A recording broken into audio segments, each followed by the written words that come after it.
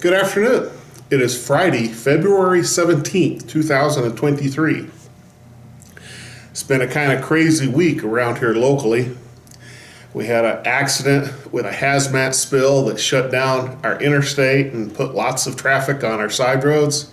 We had an unexpected snow and a bomb threat interruption of our local high school.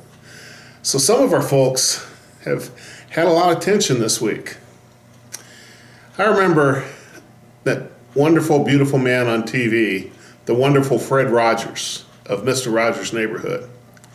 And one of the instructions that he gave the children, that when things were difficult or when they were scared, to always look for the helpers. That's good advice. And amazingly, in our passage today, the Apostle Paul talks to the Philippian church about one of their helpers. His name was Epaphroditus. In Philippians chapter 2, verses 25 to 30, and I'm reading from the New Living Translation, second edition.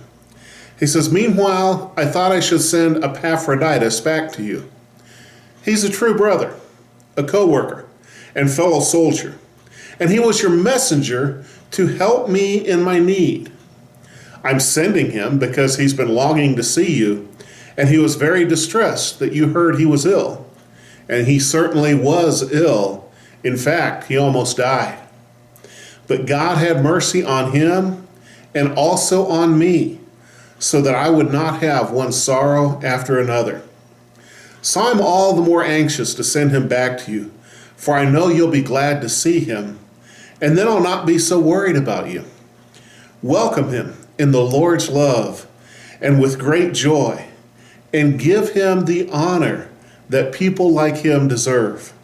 For he risked his life for the work of Christ, and he was at the point of death while doing for me what you couldn't do from far away." He talks about this helper Epaphroditus as he's a true brother, not a false brother, not a sometimes brother, not a maybe brother, but a true brother, a co-worker. In other words, someone willing to get their hands dirty and to work along with us and is there with us when there's effort involved.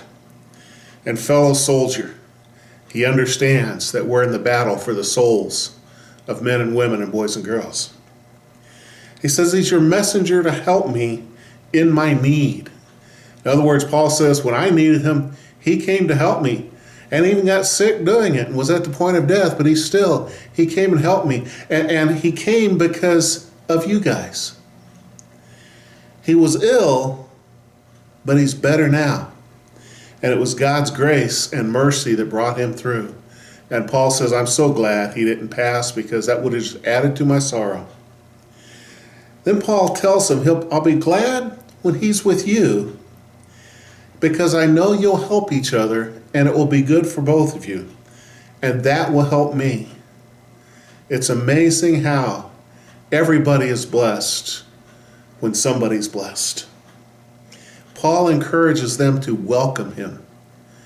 Don't shun him, don't work him to death, just welcome him. Be gracious, be kind. When we're in danger, when things are tough, when we're scared, when we're nervous and upset or anxious, look for the helpers. God has placed the helpers there. He gave Epaphroditus to the Philippian church and to help in their relationship with the Apostle Paul. He's given you helpers too. Look for them. And if possible, perchance you might even consider being a helper, being one of the ones that people look to when things are tough or when they're scared. That you have that stability based on your faith in Christ, that you can be a helper. Look for the helpers. They're there. Find the helpers. Pray for them. Encourage them. Welcome them. And bless them. And may God bless you this week.